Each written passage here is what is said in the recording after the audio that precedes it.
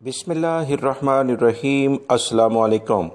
Saudi अरब से बहुत सारे गैर मुल्की अफराद कुछ कवानीन पर अमल ना करने की बिना पर सऊदी अरब से डिपोर्ट किए जाते हैं, यानी सऊदी अरब से उनको निकाला जाता है। इसमें कुछ भी वजूहात हो सकती हैं। किसी जुराइम की बिना पर वो सऊदी अरब से गए हैं, या उन्होंने अकामा कवानीन पर अमल नहीं किया, यानी अपने कफ़ील के पास काम नहीं कर रहे थे, या अपने अकामे के प्रोफेशन के लिहाज से काम नहीं कर रहे थे, और सऊदी वजारत अमल या दीगर इदारों ने उन्हें गिरफ़्तार किया और उसके बाद सऊदी अरब से तरहील के ज़रिए डिपोर्ट कर दिया गया। क्या वो सऊदी अरब में दूसरे वीज़े पर आ सकते हैं?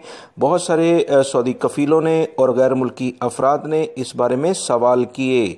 सऊदी जवाज़ात का इस बारे में जो जवाब था उसकी तफसीलात आप तमाम भाइयों से शेयर की जाती हैं। उम्मीद करता हूँ वीडियो मुकम्मल देखेंगे, लाइक करके इसे अपने दोस्तों से शेयर भी कीजिएगा।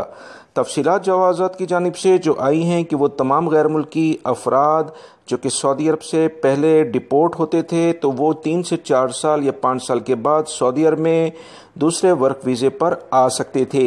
मगर लेबर कवानीन में जो तब्दीली 14 मार्च 2021 से कर दी गई है, उसमें वाज़ेह तौर पर यह बता दिया गया है कि वो तमाम गैर मुल्की अफराद जो सऊदी अरब में अब डिपोर्ट होंगे, सऊदी अरब से जाएंगे, वो सिर्फ़ और सिर्फ हज और उम्रे के वीज़े पर ही आ सकते हैं।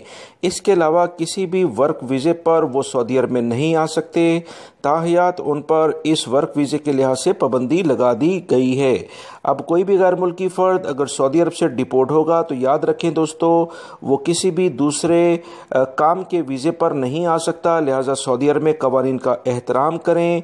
जो भी लेबर कवानीन हैं, यानी अपने अकामे के लिहाज से काम करें, अपने कफ़ील के लिहाज अपने कफ़ील के पास ही काम करें। इसके अलावा कहीं इधर उधर काम करने की आपको ज़रूरत नहीं कि खुदा न खास्ता अगर किसी भी चेकिंग के दौरान आप पकड़े गए तो उसके बाद अगला मरहला आपका डिपोर्ट सऊदी अरब से होना है और उसके बाद हमेशा के लिए पाबंदी लगेगी।